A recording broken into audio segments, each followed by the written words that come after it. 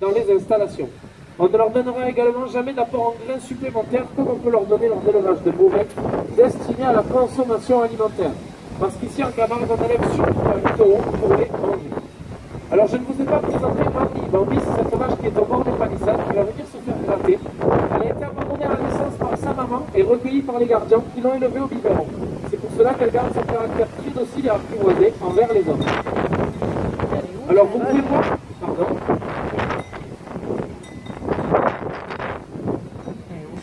Vous pouvez voir qu'il y a différentes tailles au niveau du troupeau.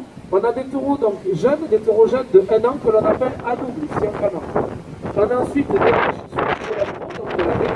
Et en fait, on a des taureaux adultes. Dans ces taureaux adultes, on a des taureaux très importants que l'on appelle des simbéos.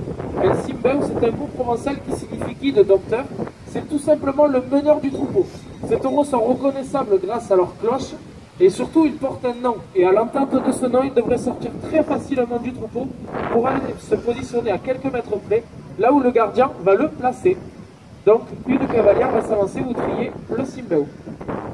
Ces taureaux passeront toujours en premier lorsqu'on empruntera des portes ou des passages pour arriver jusqu'aux installations. Alors, je vous ai dit qu'ici en Camargue, on n'élève pas les taureaux pour la consommation alimentaire, on les élève pour la course camarguaise. La course camarguaise, c'est le sport local donc, de Camargue. Il est présent dans tous nos villages qui comportent des arènes. Et il ne faut surtout pas le confondre avec la corrida. Ce sont deux sports complètement différents, malgré qu'ils se déroulent dans des arènes. Tout d'abord, la corrida est une tradition espagnole, donc pratiquée avec des taureaux espagnols, qui seront mis à mort à la fin de chaque corrida, contrairement à la course camarguaise, où le taureau regagnera les prés comme il en est parti le matin. Les taureaux espagnols seront bien plus grands et lourds, avec les cornes pointées vers le sol, tandis qu'en Camargue, on aura des taureaux bien moins hauts sur face, avec des cornes plus étirées, et toujours les cornes pointées vers le ciel.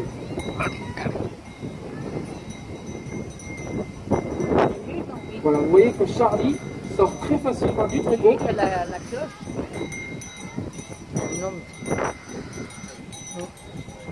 Et là, les cavalières vont tout simplement le placer dans l'aile. Donc l'aile, c'est ce couloir embarbelé dans lequel elles amènent Charlie. Et elles vont le placer de sorte qu'il attend qu'il y a des taureaux qui vont le rejoindre pendant la séance de tri de bétail.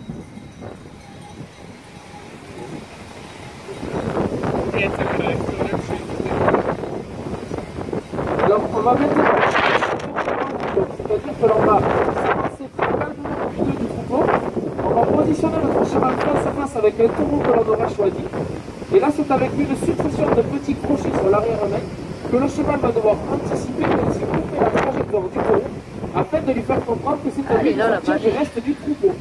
On fait ce travail avec des chevaux de race Camargue qui sont des chevaux éduqués pour cela et ils ont un instinct naturel pour trier le bétail. Et tout comme on peut avoir un chien de berger avec les moutons, les chevaux Camargue c'est exactement pareil avec nos taureaux. Donc vous allez pouvoir apprécier la dextérité de nos chevaux.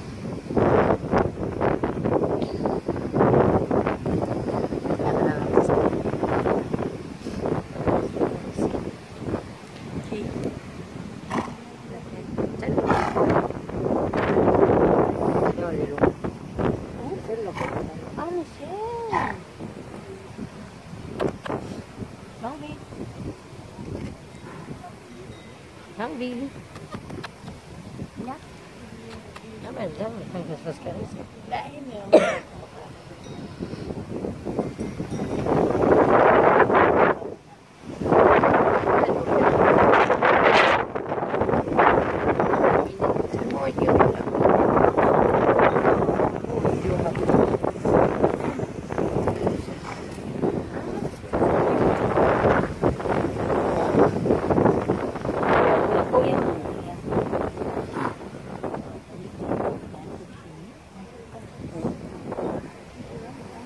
Pour lui rester